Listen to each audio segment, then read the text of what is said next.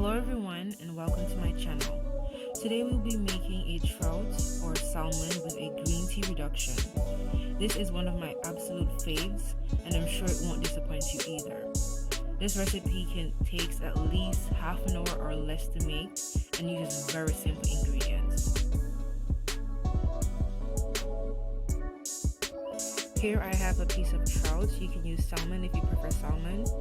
And you want to get a piece that has a good ratio of fat to protein.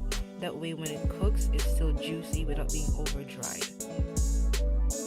If your fish skin has scale, you want to make sure that you remove all that scale because it's not a good feeling when you're eating if you don't remove the scale. Next, you want to proceed to washing your fish. This step is really important. And later you'll see why this step is very crucial. I'm putting a bit of vinegar in a measuring cup and just pouring that right over my fish, and I'll set it aside just for a minute while it pulls up all the residue. The next crucial step will be to sharpen your knife. A lot of people think that a sharp knife is dangerous, but it's actually a dull knife that is dangerous because it has such a blunt edge that when you're cutting your veggies or your seasoning, it bounces off or slips off, and that's when you can get cut. Here I am showing you why washing it with vinegar was so crucial. If you look really closely, you can see a lot of that gunk and that residue and the leftover fish scale that my knife wasn't able to get. You can see it floating around in the water, and had I not washed it, it would be there on the fish while I cooked it. You want to start by really drying your fish. After you've washed it, you want to get a paper towel and dry as much water as you possibly can from the fish. That way when you go in to season your fish, all the seasoning will really adhere to the fish without any problem. And you won't have that constant splatter in the oil from the water that is still left on the fish. Next, you want to add a half a teaspoon of garlic powder, a half a teaspoon of onion powder, a sprinkle of black pepper, 2 pinches of salt, and 2 pinches of dried parsley. This seasoning ratio is good for a little bit over 8 ounces of fish. If you like your fish a little bit more mellow in flavor, then you can use a bigger size fish for this ratio, but this seasoning mix was good enough for a little bit over 8 ounces of fish. Here I'm adding 1 teaspoon of oyster sauce, and this oyster sauce is very crucial to making the fish have that really nice depth of umami flavor. And not only does it add that nice depth of rich umami flavor, but it also helps the seasoning blend to really adhere to the fish once you put it on. You want to just combine the seasoning together really well so that when you sprinkle it on the fish, it sprinkles and distributes really evenly. You want to thoroughly coat the fish with the oyster sauce and then proceed to sprinkle on the seasoning as evenly distributed as possible.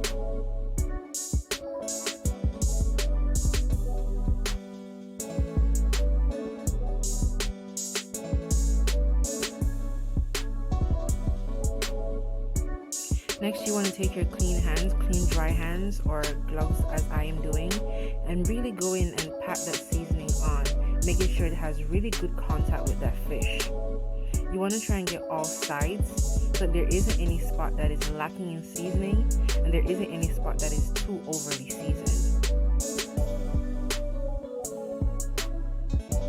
You also want to flip that fish over and try to get the back side, that skin side, and make sure that even that skin side gets some seasoning. Once you flip that fish over, there'll be a little bit of seasoning in that bowl, and you want to make sure that really gets in good contact with that skin, because even that little bit of seasoning right there will help that skin to really be crispy and really seal in that flavor.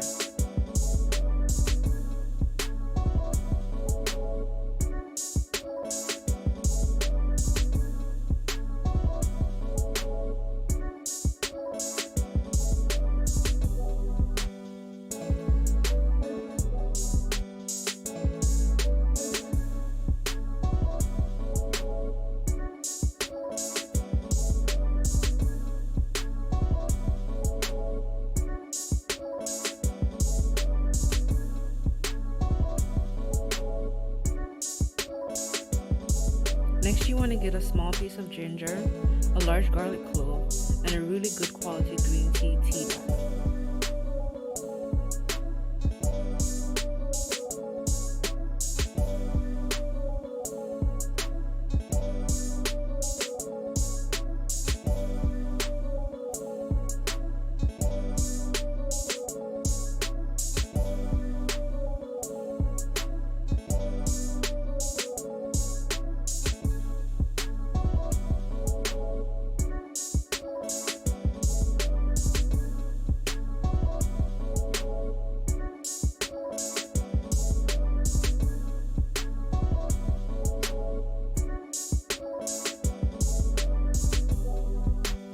And this garlic clove only needs to be roughly chopped.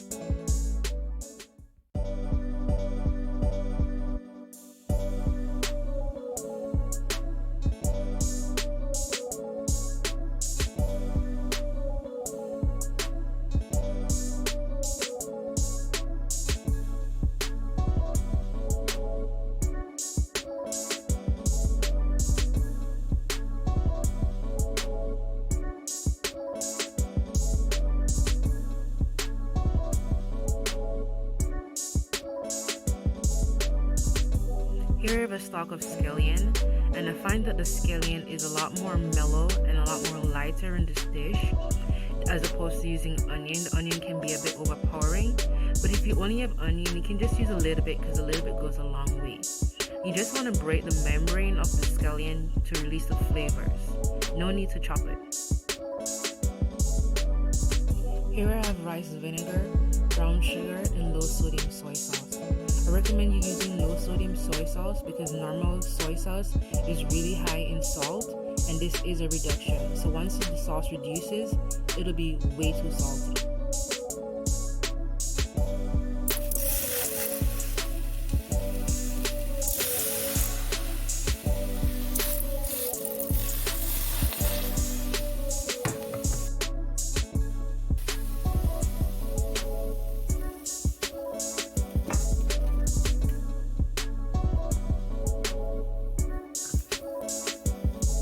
Here I am water sauteing the seasoning instead of using oil to saute it because I find that the water helps to keep the sauce really light and really mellow and clean tasting. And not only that, but trout and salmon are already such fatty fish that it helps to balance out the fish and the flavor profile of this dish by keeping the sauce really light and really clean tasting.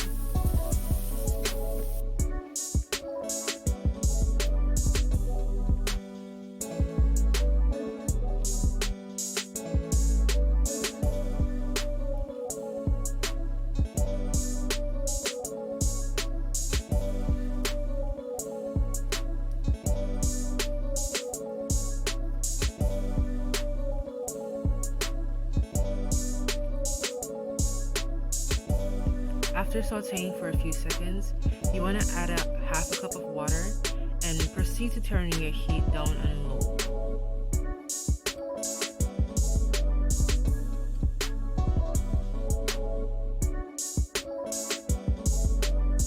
Then you want to add in your green tea bag and the stalk of scallion or onion if you chose onion.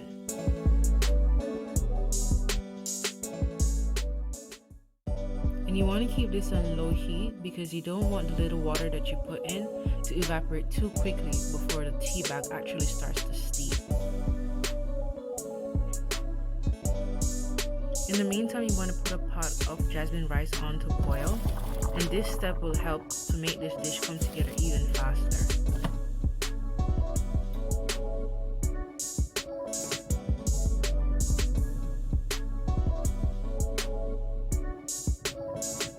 Once you see that the tea bag has changed the color of the water a good bit, you want to add a quarter cup of soy sauce,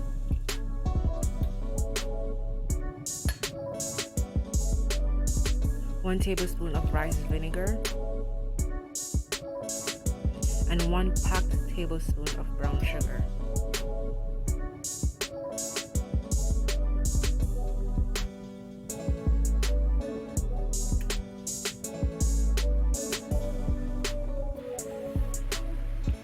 And you want to turn the heat up at this point to begin the reduction process. And you also want to remove that tea bag. If you leave your tea bag in for far too long, it'll make the sauce taste pretty bitter. You know the sauce is ready once you use your spoon and move the sauce at the side of the pot, and it doesn't run but it sticks. Here I'm adding a sprinkle of matcha powder because I happen to have it at home and I really like that intense green tea flavor. If you have matcha powder at home, I suggest you also use it, but if not, it's completely fine. At this point, you want to take the sauce off to the side and cover it with something so that it doesn't evaporate too much.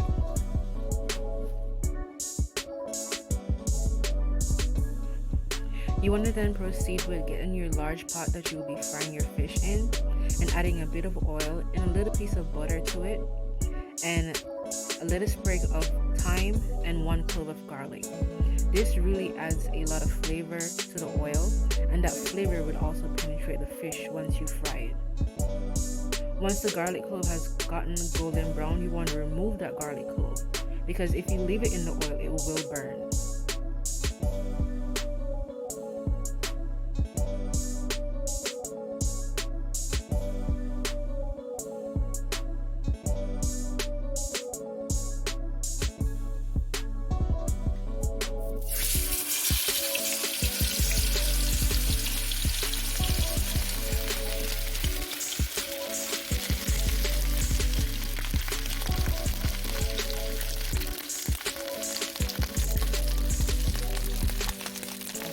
It took about 5 to 6 minutes to fully cook this fish. It depends on how large your fish is, but this size took me 5 to 6 minutes to cook on my stove.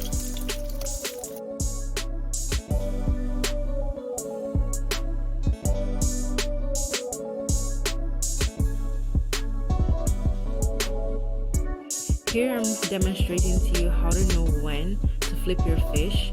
You see that line right there? It shows you that halfway of the fish is already cooked, and that indicates that it's time to flip it so the other half of the fish can finish cooking.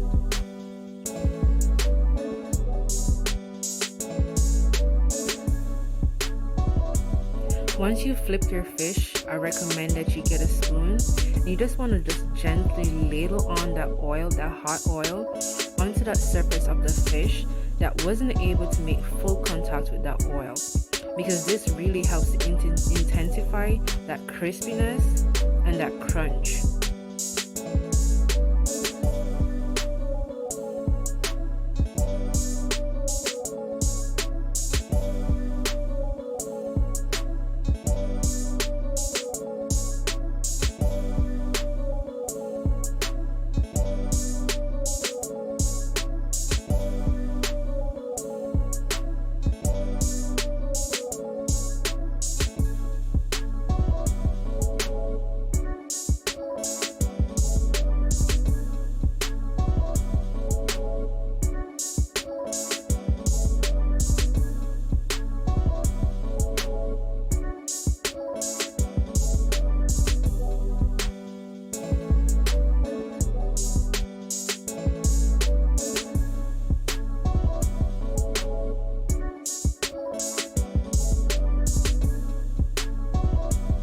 And just like that, your meal is complete. All that's left to do is to add your rice and your green tea reduction. And I served mine with a bit of carrots and radish. And all I did was to get my vegetable peeler and to make some ribbons from the carrots. And then I added some salt onto the carrots and the radishes to pull out some moisture. And then after some moisture was pulled from it, I just rinsed it really quickly under the water and then sprinkled some parsley on it.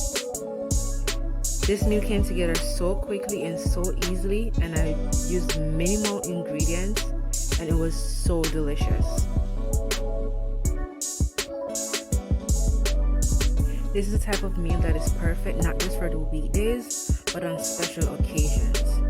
I highly recommend that you try it, and if you did try it, leave in the comments below just tried it or JTI too. Please don't forget to like, subscribe, and like I said, if you tried it, leave in the comments just tried it or JTI2.